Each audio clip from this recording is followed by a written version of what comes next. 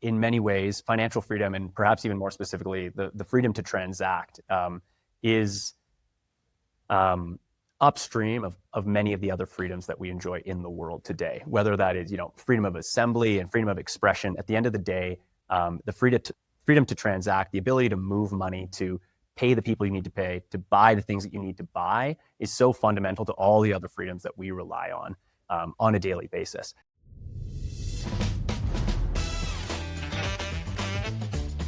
This is Atlas Network with Michael Carnuccio. Hi, and welcome to Atlas Network with Michael Carnuccio, the show that takes you around the globe to talk to champions of freedom throughout the worldwide freedom movement. Today, we're talking with one such champion, and that's Zac Guignard of the Human Rights Foundation, and specifically their Financial Freedoms Project. And I'm excited to learn more from Zac about that program, as they are a finalist for Atlas Network's Templeton Freedom Award, and learn more about Zac's participation here at the Radical Innovation Summit in Mexico City, where Zac is joining me today. Zac, thanks so much for being here and for being a co-host of the summit this year. Absolutely. Well, thank you so much for having me, Michael. Extremely excited to be here. The energy is immaculate so far. So Zac, when you run into someone here or anywhere else, how do you describe what you do? It's a big question. So as you know, HRF's Financial Freedom Program is effectively at the intersection of Bitcoin and human rights, how Bitcoin can be used as a tool for human rights, and really what it means to have financial freedom and how to achieve it. So it's always a loaded question when I run into people, especially at events like this. In my day-to-day life with my peers, it's a lot simpler. But when you meet people at these kind of events, everybody seems to be doing something, maybe radical is the correct word to use, and doing something very interesting or really passionate about what they're doing. And so I usually start that I work at the Human Rights Foundation. That usually perks some ears up. It's become a better known name over the last few years, especially our impact has been growing a lot.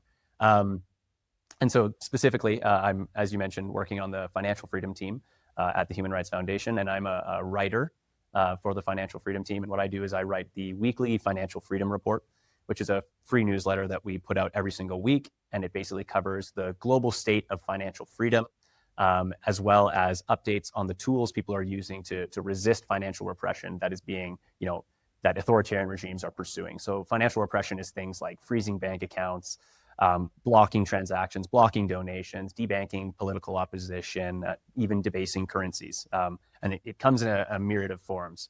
But I'm basically reporting on all those so that it does not go unaccounted, because oftentimes these sorts of headlines don't make it to mainstream media. So when most people think of human rights and probably the work that the Human Rights Foundation is doing, why is financial freedom such a critical aspect of that? That's a great question. It is my belief and belief of many people that I've met at the conference so far, that in many ways, financial freedom, and perhaps even more specifically, the freedom to transact, is upstream of many of the other freedoms that we enjoy in the world today, whether that is, freedom of assembly and freedom of expression. At the end of the day, the freedom to transact, the ability to move money, to pay the people you need to pay, to buy the things that you need to buy, is so fundamental to all the other freedoms that we rely on a daily basis. And so the Financial Freedom Program is trying to highlight that and highlight the imperative of financial freedom as it relates to promoting human rights and democracy around the world. How do you all decide where to intervene, or how do you identify what is the highest, best use of kind of your focus and reporting and energy? Yeah, I mean, so in my research, I can't speak for the entire organization or even, other teams, but within the financial freedom team and within the work that I do, a lot of it is based around just like very rigorous research on what's going on in the world today. And while focusing on authoritarian regimes. So the point of what I do writing the newsletter is to highlight those cases that are not necessarily making it into other publications, not making it to mainstream headlines. So it, to some degree, it's discretionary, right? It comes down to who is doing financial repression. So for example, in any given week, you could have an authoritarian regime that just froze 7 bank accounts of civil society organizations. Or in any given week, Libya devalues the currency by 14%. Or, Nigeria has decided to regulate Bitcoin as a security. And basically, so identifying these topics and then being able to integrate that into the larger focus of human rights as it relates to financial freedom is kind of how I look at it and how I conduct my research when writing.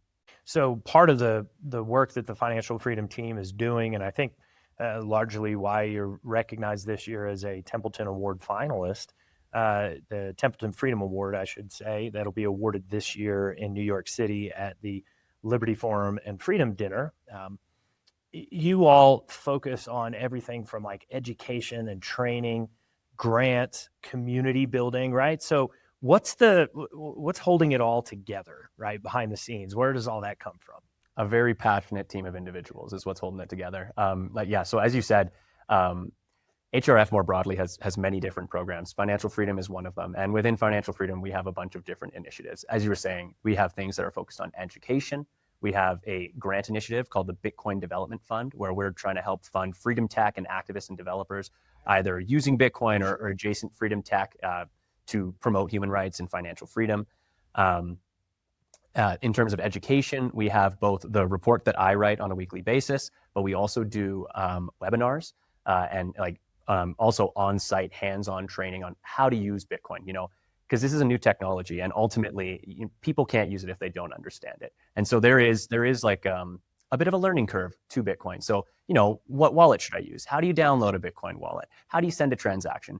Teaching activists and nonprofits to do that and equipping them with the tools to achieve financial freedom while they're operating against financial oppression is very important. So that's kind of the education side of it. Sure. We have the grant giving side of it with the Bitcoin Development Fund. But we also have something called the CBDC Tracker. So I don't know if you're familiar with central bank digital currencies, that's CBDC, which is basically a digital version of a country's national currency. You might say, well, isn't most of the currency we use already digital? And that's actually true, but we'd be looking at it digitally native. So no physical copy of it. And the really big difference here with CBDCs is that they're a direct liability of a central bank and by extension, the government. And so we have a tracker called the HRF CBDC Tracker that is an interactive globe. And you can look around at all the countries in the world because there's 139 jurisdictions pursuing a CBDC to some degree. That's most of the world. In fact, the stat we have is that nearly 4 billion people are living under an authoritarian regime pursuing a CBDC. So that's half the global population. And the public remains dangerously unaware. So that's why we built this CBDC Tracker initiative as well. And we do a few other things as well, but those are some of the biggest things. And folks, if you would like to find that tool or more information about what HRF and their financial freedoms team is doing, go to atlasnetwork.org right now. And while you're there, you can learn about the worldwide freedom movement's involvement in this topic. And you can also become a supporter and join me in donating to the worldwide freedom movement at atlasnetwork.org. Zac, you mentioned Bitcoin a second ago. We heard several projects through the Radical Innovation Summit yesterday when you and I were together. You're part of the Brain Trust. I want to talk about that in a minute, but let's stick on this topic of Bitcoin for now, because there seems to be a lot of attention, and yet I feel like it's still quite misunderstood. Why is that? Yeah. You've hit the nail on the head there, Michael. I will say, I think the reason Bitcoin remains so misunderstood is because it's a new monetary technology. And we haven't, as a civilization, adopted a new monetary technology in a very long time. Yeah. If you look throughout human history, money has evolved, from barter to stones, to beads, to seashells, to gold, to government issued paper. It's to some degree remained in a constant state of evolution. And Bitcoin is sort of this next stage, is how I see it, at least. It's a new monetary technology. It's an evolved form of money. And in many ways, I would argue that it has perfected many of the qualities of money that we should seek, both just to use as an instrument for value exchange, but also as a tool for freedom. And so, HRF's Financial Freedom Program does believe that Bitcoin is financial freedom. And the reason we believe that is because it has what I like to call freedom properties. It has monetary characteristics that make it a tool for financial freedom. So that is things like the fact that it's permissionless. Anyone can use Bitcoin. It doesn't matter if they already have a bank account or an ID. They're able to use the Bitcoin network. And so this is really important for people that are on the margins of the financial system who, don't have access to traditional financial services. Anyone with a smartphone and internet connection, and sometimes even offline now, can use Bitcoin. That's one of its properties. The other property is that it's censorship resistant, right? So, it's a means to have complete freedom over your transactions. And as we kind of mentioned earlier, that's very important for other freedoms to flow from. I would argue that the freedom to transact is foundational to many of the freedoms that maybe some of us even take for granted today. Bitcoin is also has a terminal supply of 21 million coins, right? So this is a more well understood aspect of Bitcoin, which is that it is a hedge against inflation. And people will say, oh, but Bitcoin is so volatile. Why does that matter? But if you're in a situation where you're facing hyperinflation, like in Zimbabwe or Venezuela or Cuba, and your wages and your savings are evaporating by the week, it doesn't matter how volatile Bitcoin is. So what matters is that you have an asset that you can use that is outside of the current system that you are stuck in. Bitcoin is also very portable, so you can take it anywhere with you. That's really important for people like refugees fleeing war zones or conflict regions, or just oppressive governments. Depends on how you've decided to store your Bitcoin, but with 12 words in your head, you can leave with your Bitcoin and go anywhere with it. So for all those reasons, Bitcoin is financial freedom. And the misunderstandings, I think, really just stem from it being a new technology, and a lot of misunderstandings around it and narratives that are being passed along in more traditional media that aren't necessarily coming from a full understanding of Bitcoin and how it works, because it's a new technology, and to be writing about it and to understand it and to use it, you do need to understand it. And there are things that are right and wrong when it comes to Bitcoin. And a lot of the time, traditional media is kind of parroting, I guess, the wrong things, because they haven't taken the time to fully understand this technology. You talk about new technologies quite a bit. In fact, you're probably someone that's on the forefront of paying attention and really understanding. So I wonder, are there any emerging tools that a lot of us don't know about yet, but that are some exciting use cases that you're tracking or talking about? Yeah, totally. So one of the biggest other pieces of freedom tech that we educate on and talk about a lot in the Financial Freedom Program is Nostr. So I don't know if you're familiar with Nostr, but it is basically, in simple terms, a decentralized social media protocol. Very big emphasis on the protocol aspect of that. It's not a platform run by one company. It is a protocol. It's an open source protocol with all different pieces of kind of like plug and play software, and that you can build applications on. But at its base right now, you can kind of think of it as like a decentralized version of Twitter, if you will. And what that means is that you actually have control over your data and your identity, and it's also censorship resistant. So if it's similar to Bitcoin in the sense that you have that censorship resistance. And what I mean by that is, if you were using, so right now to interact with the Nostr protocol, you use something called a Nostr client. And that is basically just an application you can download on your phone or even on the web. And that allows you to create your Nostr account and interact with the feed and curate your algorithm. And so if, for example, a Nostr client decided to censor you, you can actually just take your identity and your data and move to another Nostr client where you're not being censored. So it's a really powerful tool for activism, for dissidents, when dictators decide to block traditional communication channels, when they decide to shut off internet during protests and things like that.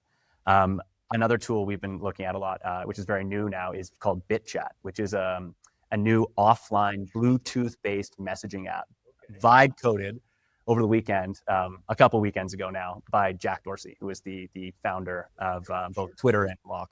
And so BitChat uses something called Bluetooth mesh networks to basically have messages hop locally, phone to phone, until they reach their intended recipient. So this is a really cool tool in offline environments. So if a dictator shuts off the internet to stifle a protest movement, a pro-democracy protest, people can turn to this tool, BitChat, to communicate and coordinate. And the even cooler part is it's open source. And that means people can build on it. And so almost immediately we saw people integrate Bitcoin into BitChat, allowing Bitcoin to be sent offline. And so both communications and value exchange in situations where it would not be otherwise possible. Fascinating. I'm wondering, as I'm listening to you talk, and I can hear this intrigue and enthusiasm in your voice. And I'm wondering, is there, like, can you remember a time where you thought, man, this isn't just about tech. We're talking about survival. We're talking about people thriving, right? Is there a moment that light bulb went off, or you just think you always kind of got it and you were passionate about the topic? So I think it's something that kind of grew over time. So I graduated from university last year, actually. I was studying economics. I got my bachelor's in economics. And it was about halfway through my degree when I first discovered Bitcoin. It was during the pandemic, actually. We were all locked inside. We're all on the internet more. And I discovered Bitcoin. And really, that was a turning point for me. I was already studying economics. So I was looking around the world. And really, I only saw problems. Inflation, hyperinflation in authoritarian states, massive levels of debt, both on an individual and federal level. A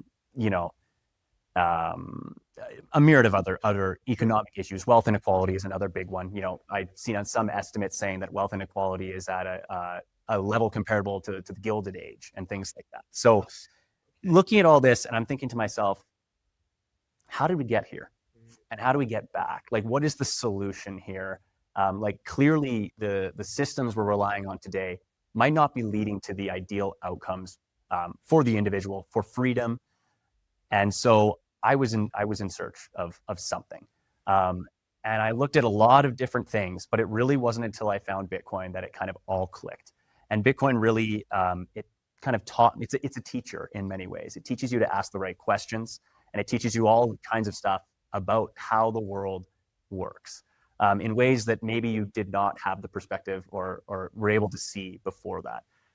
And so I immediately was very intrigued with my background in economics about Bitcoin. I was looking at it, a globally accessible currency, limited to 21 million coins. Anyone can use it, and governments can't stop it. This was a very intriguing idea to me at the time. And so I fell down the proverbial Bitcoin rabbit hole. And that sort of is what catalyzed a lot of my passion for freedom, for human rights, for democracy, and all of these important topics. And yeah, so in many ways, Bitcoin was sort of like the matchstick that like ignited that passion for me. So let's say one of our audience right now is like, all right, Zach, you convinced me. I was skeptical before, but I hear you. But what do I do? What's my first step? What's my next step? How do you get that question all the time? So how, when someone's like, all right, I'm open to Bitcoin, but I don't know what do I do? The cool thing about Bitcoin is that there are so many different ways that you can interact with it. Maybe the first thing you don't want to do is, maybe you don't want to buy Bitcoin right away, but you want to like learn more about it and maybe try using Bitcoin. Sure. So, a lot of the time, and for example, when I was in university, I was the president of the Bitcoin club there. Okay. And so I would do workshops and have curious students coming out for the first time who wanted to learn about Bitcoin. Right. They'd never used it, but they were very curious about it. And so one of the most valuable and practical ways to get someone to kind of see the value of Bitcoin is actually to just use it, to have them download a wallet, to send them some Satoshis, which is the smallest unit of Bitcoin. So one Bitcoin has 100 million Satoshis in it. You can think of it like dollars, cents, Bitcoin, Satoshis. And then I would have them, send the Bitcoin between each other and to kind of mess around, do some transactions, like watch as you send something on one phone and then it pops up on the other instantly for the fraction of a penny. That's a very powerful, like, aha moment. Like, I saw jaws drop to the floor when we used the Lightning Network for the first time and we were sending Bitcoin transactions. So what I would say is try it out, experiment. Maybe you don't want to buy a bunch of Bitcoin right away. Maybe you just want to dabble a little bit and buy a little bit of Bitcoin and play around with that. And see what this technology is all about, because it can seem very abstract until you've actually used it. Yeah, that's probably what I would say. So as we're kind of transitioning here into a conversation about the Radical Innovation Summit, where you and I are located right now in Mexico City, You're part of the Brain Trust, right? So we were part of an event yesterday where, as the Brain Trust, you were interacting with some project owners. What was that experience like for you, and why did you agree to participate? Absolutely, yeah. So that was actually my first time ever doing an event like that. Okay. So my first Brain Trust. I'm not even sure what the proper term would be for that kind of like a co-creation yeah, experience. Yeah. So that was my first time getting to do that. I was super intrigued from the moment I was invited to participate in that. Largely because a lot of my work stems around looking at different freedom tech projects and just freedom-oriented projects in general, using technology and free market principles to make the world a better place, to promote human rights and financial freedom. And so being given the opportunity to participate in a co-creation event like that, I was very excited. And it absolutely lived up to the hype that I kind of had in my mind. It felt very cool both to hear the projects that were being done, and to put on those different hats and to play different kind of roles as we discussed the projects, whether that be critical or positivity or creativity and all the different hats that we were discussing, which 6 hats for people watching. Sure. And so it was overall just a very cool experience. And I immediately was drawn to, so I should say, before we looked at all the projects, we had a moment where everybody got to describe what their project was about. Everybody got about 5 minutes. You made sure of that. So immediately I was drawn towards the projects that were integrating Bitcoin, because I felt like that was where I could, of course, provide the most feedback. And I don't want to say I'm an expert. I don't like to say anyone's an expert in Bitcoin. It's a very vast topic that covers many disciplines. You can have a niche within Bitcoin and be an expert there, but to understand it all is a feat that I have not seen yet. But I was really excited to get to hear about those projects and then be able to provide feedback and help these projects grow, because so much of the work, like I was saying, is kind of in a way very, very similar to the way that event works. So yeah, and to your point, to have in one room, right? You had Poland, Bangladesh. I'm trying to remember some of the other locations or partners that were there from around the world. Was it Ecuador as well? But Chile, that's right. That we're all looking at Bitcoin, but from a different aspect. Some of them trying to figure out, how do we use this within our organization and within NGOs, if you will, and their activity. Some were trying to think, hey, how can we make this more accessible? I think Bangladesh was saying, like, hey, we've got to change regulation, right? So all different aspects of which you all in the financial freedom team, what you're doing at HRF, you could speak into all that, right, and help everybody. So was there anything you walked away with from the day where you would say, man, if I could give one piece of advice right now to the worldwide freedom movement, to our peers and partners, right, this is one thing I think we should all either leverage our time, talent, or we should be focused on right now with this topic? Well, this might sound repetitive, but I do think that anyone kind of engaged in the freedom space, freedom tech space, should look into Bitcoin further. Make sure that you have an understanding of what it is. And because I think it's something that actually can be kind of integrated into pretty much anything to some degree. Money touches so many aspects of our lives. It's 1/2 of every transaction. And so really, to some degree, any project could integrate Bitcoin to the benefit of themselves, to the benefit of the people using it, right?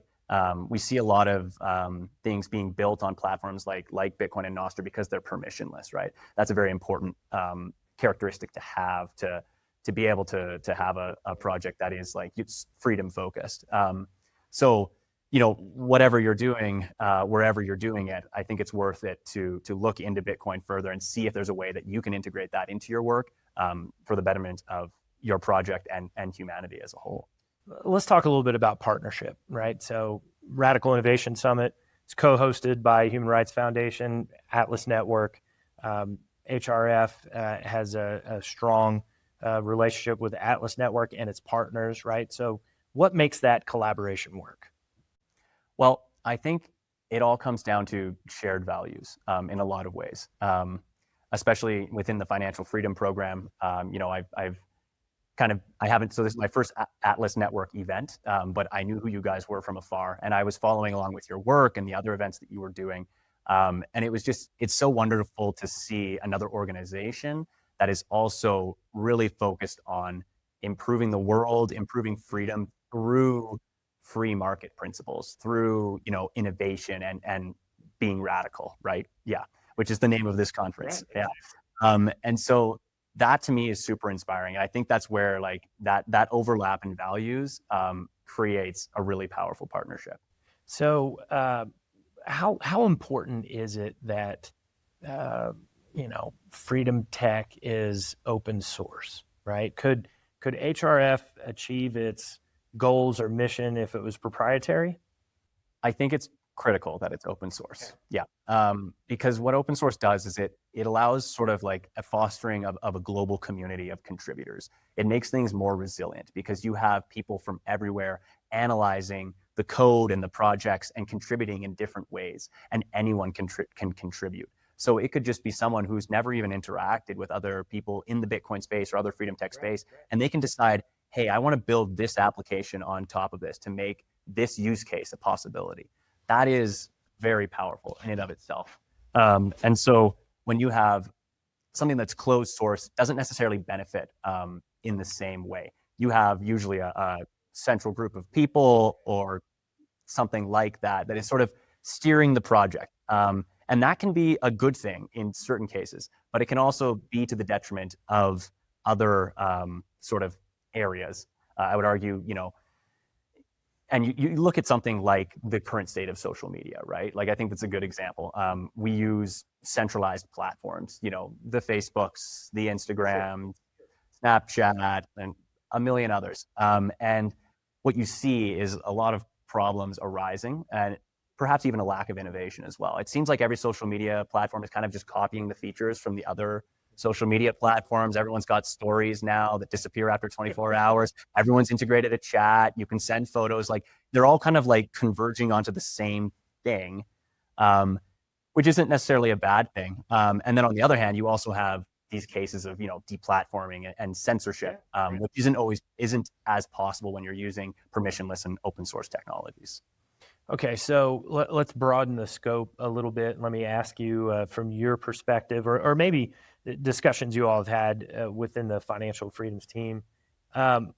What is the worldwide freedom movement getting right now in terms of maybe public policy dialogue or conversations that they're on the cutting edge of? Yeah, that's a good question, because I look around the world and like a lot of the time you see many countries slipping further into authoritarianism. Like, it's kind of a global trend. So the stat we have at HRF is that 72% of the global population lives under some form of authoritarian. 72%. Yeah. Shocking. It's a very large number. Right. Yes. Absolutely. And so I look at that and it's kind of depressing, right? And to see countries that were, once hearts of democratic movements, like Tunisia with Arab Spring, and now they have a new leader that they democratically elected, but is now consolidating power super rapidly. This is a reoccurring theme around the world. But despite all of that, to your question, at the same time, we've never had better tools at our disposal to push back against these trends. And so that's what gives me the most hope. That is definitely what we are getting right. It's using technologies for the betterment of humanity and for freedom. And these are all those freedom texts that I was talking about earlier, Bitcoin, et cetera. And I would also like to add that the communities that are popping up around this, like this event, and the like-minded individuals I've gotten to meet here, I think it's so important to both bring people like this together, to foster new ideas, to innovate together, to hear from people who are suffering from problems and have other people who can develop a solution to that problem. It's a beautiful thing to see. And also, seeing a lot of, for example, like the projects during Brain Trust, the Bangladesh project, seeing an opportunity for change. Bangladesh currently has an interim government. They'd been ruled by the Sheikh Hasina for decades prior to this, one-party rule. There's now an interim government. They're heading to elections, I believe, in January. And you have a project. It's Future Fellows, Decentralized Bangladesh, I believe was the name. And what their goal is to take this opportunity when you have an interim government to put digital assets, it seems specifically, more at the forefront of the priorities, and talking about how this can be a tool for freedom. And so engaging with policymakers and having people, change makers, engaging with those people on that level is also gives me a lot of hope. So let's talk a little bit more about just HRF, right? So a lot of people hear Human Rights Foundation will be like, well, I'm human rights, I'm for that. Like, sounds great, right? But they may not understand specifically the organization, the focus, the purpose, why. So talk a little bit about you and your colleagues. Totally. So yeah, the Human Rights Foundation. It sounds like a very household name. You say that and you're like, oh yeah, I know the Human Rights Foundation, HRF. Yeah. I get that a lot actually, but they don't actually know the Human Rights Foundation. They just think they do because it's a very common name. And yeah, so the Human Rights Foundation specifically is a nonprofit based out of the US that is focused on promoting and protecting human rights and democracy, specifically in authoritarian regimes. So that's sort of our differentiator, is that many human rights organizations, and some of the largest in the world, have a global focus.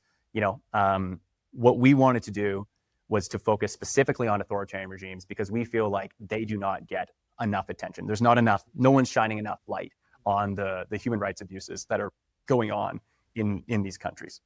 So that's sort of what makes the Human Rights Foundation different.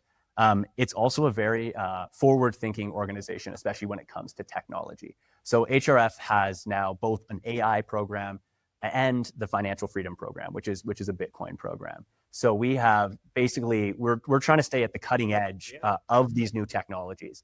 And this is, in large part thanks to the amazing leadership we have and their critical mindedness to see these new technology and understand that these could be tools for good, for freedom. And I think that also is something that is very powerful about HRF that a lot of other nonprofits might not fully understand yet. So, yeah. So Zac, you have a unique perspective. You and your colleagues are looking all over the globe, and you're able to see in real time kind of where freedom is advancing and where freedom may be losing ground. Of course, obviously from the financial freedom perspective that you're looking at, but what jumps out at you right now where you would say, man, we're losing ground here, but you know what? We're quietly winning here. Yeah, it's a great question, Michael. So, I mean, one of the most stark examples occurred last year at the end of 2024 when dictator Nicolas Maduro stole the election from the Venezuelan people, from the opposition. He lost the election, but he decided that he didn't lose the election, which is a terrifying thought that that's even possible in this day and age. And basically that sparked a pretty large wave of protests during which he detained thousands of people, knocking on people's doors in what was dubbed Operation Knock Knock, very terrifying name.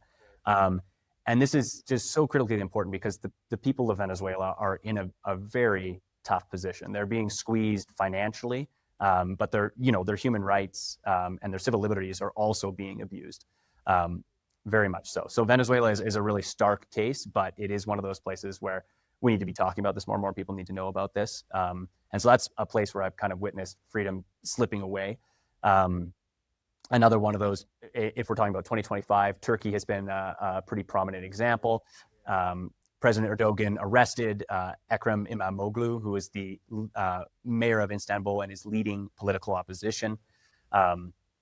Obviously, that is not okay. That sparked student-led protests, which sort of intersected with deteriorating financial conditions. Obviously, Turkey has, I think, about 40% inflation rate. That's, not as high as Venezuela's 229%, but that is still so debilitating on a general level. The second part of your question is a little bit harder. The reason being is because a lot of my focus is on authoritarian regimes. Sure. And there's a lot of, in that case, it's hard to identify a spot where you're looking at an authoritarian regime and it's not becoming more authoritarian and it's actually going the other way. What I would say is that what gives me hope for the freedom is that what we're seeing in many of these authoritarian regimes where freedom is slipping away is adoption of technologies that can be used to resist that, to promote freedom on an individual and grassroots level. So, that is things like Bitcoin again and Nostr, permissionless protocols for communications and for value exchange that are outside the reach of dictators. So just like building resilience and financial freedom on a ground level, so that no matter what these authoritarian states decide to do, there is like a basic level of protection that is already happening through open source protocols. That's a great point that whenever anyone, philanthropist or activist or anyone is deeply concerned or feels burdened by kind of the state of the world. I mean, you mentioned before 72%, right, of just authoritarian rule that's happening. We can take hope in all these decentralized technologies and the opportunity and freedom that it is bringing to people, but what that is then going to do, right, for the future. So if I were to ask you along these lines of, you're saying this is giving you hope, right? What project 3 to 5 years out from now, right? Are you excited about the trend, and do you see things opening up, or do you think there's a long road ahead, and stay tuned? There is a long road ahead, but I remain optimistic. The reason I remain optimistic is because every single day there are new technologies and tools that are being built on top of existing freedom tech, new freedom forms of freedom tech popping up on a regular basis. Like I mentioned BitChat earlier, like that was something that was made possible by something called vibe coding. I don't know if you're familiar with this or the audience will be familiar with this, but it's basically the idea that AI has made it possible to code even if you don't have any experience. Like you can basically explain what you want the AI to code, and you're just kind of chilling, vibing out, and the AI is like kind of working for you. And what this has opened up is the possibility for, an activist to build a Bitcoin wallet without even being able to code, or build an app like BitChat over the weekend, something that might have taken weeks, if not months before.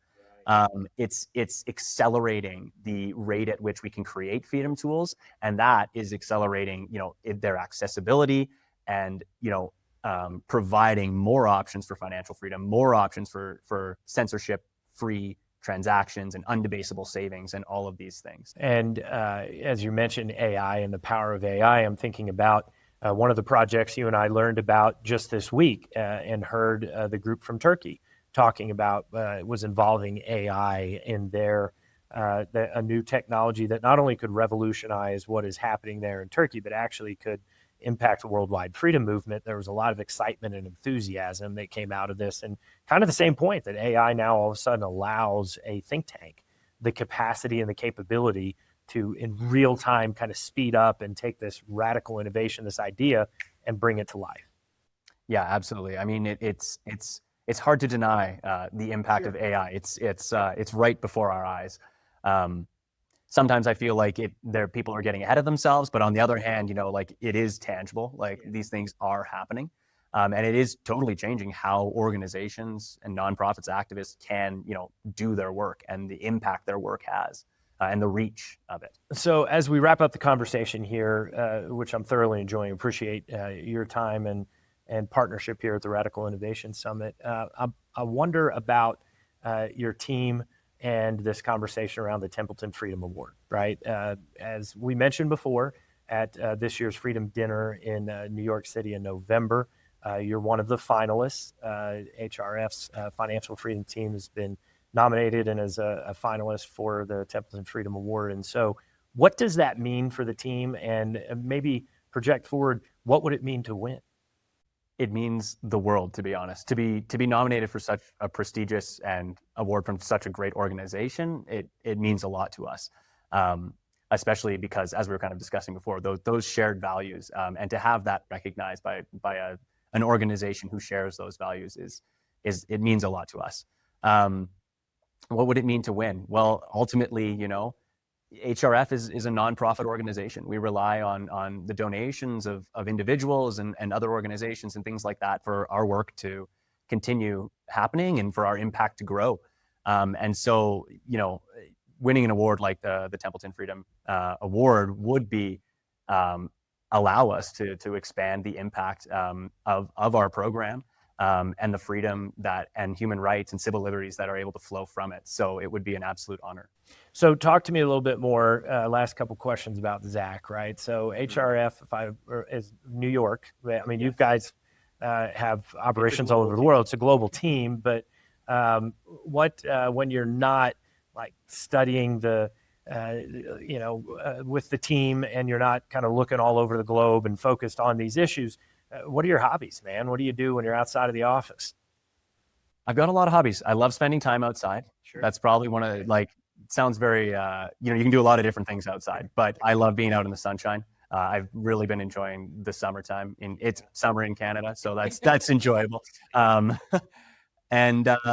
I do, when I do things, I often do them outside. So I love reading. Reading is something that I do every single day. It's often how I start my day and how I end my day. Yeah, I love books, and a physical book as well. Okay. At that, believe it or not, physical books.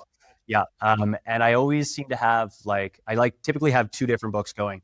Something on the nonfiction side, something on the fiction side. What are you reading right now for our audience? Anything you recommend? I'm actually rereading A Song of Ice and Fire, more commonly known as Game of Thrones. Sure. Excellent novels by George R.R. Martin, one of the best fantasy writers perhaps ever. Tolkien, obviously. Yeah, right. Amazing as well. Love them both. And then on the nonfiction side, I'm typically reading about economics, Bitcoin. There's always a new Bitcoin book to read. That's what I've learned. And you'll never catch up to all of them. I've got a very long list of books that I need to read. And I'm just slowly scraping through them. But I actually was rereading Lynn Alden's Broken Money as well, which is just an excellent analysis of the current monetary system, why money is broken, and what the best path forward is, and analyzing financial systems and money from a lens of technology and looking at it both in the past, the present, and the future. She's an amazing macro analyst, someone I've been following very closely. So another excellent book. Okay, so imagine we're not in Mexico City. Let's pretend we're in Canada right now. And we're going to finish this up, and then you and I are hitting the town to go get something to eat. And this is like, Mike, when you're in my town, we're going to eat this, right? What meal are we having? That's a really good one. I'm a foodie, so I got to ask the question. I ask everybody. So one of my favorite things to get, and I don't know how popular this is outside of where I'm living, but is Korean fried chicken. Have you ever had that before? No. So it's actually quite simple. It's kind of just fried chicken with a different kind of batter, but it's really the sauces they use that is the game changer. So they have a sauce called yangyam, and it's like a sweet and sour red sauce, or I should say sweet and spicy, which it's very good. It's like mouth-watering good. But there's a ton of these restaurants that have popped up recently where I live, and they all have like a little bit of a different take with different flavors, but I like to try them all. And it's just a great bite to eat. It's something I always, anytime I'm showing someone a restaurant that's new where I'm living, that's usually where we're going. As we wrap up 2025 and we head into 2026, last thoughts on any advice or encouragement that you might give peers throughout the worldwide freedom movement that are catching this and listening to this conversation? Yeah. Well, for starters, come out to the next Radical Innovation Summit. I'm not sure where the location is going to be, but this is my first one. It's been an excellent experience, so well organized. So thank you to the Atlas Network and to you, Michael, for hosting as well. It really has been a truly unique experience. I don't think I could have anticipated what the vibe was going to be when I got here. So really impressed by that. And I mean, in addition to that, highly recommend, checking out some of the work that the Human Rights Foundation is doing. I think, we're trying to shed a light on some really important issues and topics in the world today. And so, it means the world to have the support of people and like yourselves and organizations like the Atlas Network, and be open to Bitcoin. Learn about Bitcoin a little bit more. Everybody's a skeptic at first. I was myself, but it truly is it's a new technology, and it's a topic that merits hundreds of hours of study, truthfully, before you're can even really begin to grasp, I would argue. It's not something you can just read an article about and then make a decision on. It's a new technology, and it deserves everyone to approach it in a neutral and open way. Thank you, Zac. Appreciate your time today. And thank you for joining us for this conversation. Like Zac said, you should look into HRF and especially the Financial Freedom Team and the work that they are doing. You can go to atlasnetwork.org today, where you can learn all about Zac and his colleagues, the work that they're doing.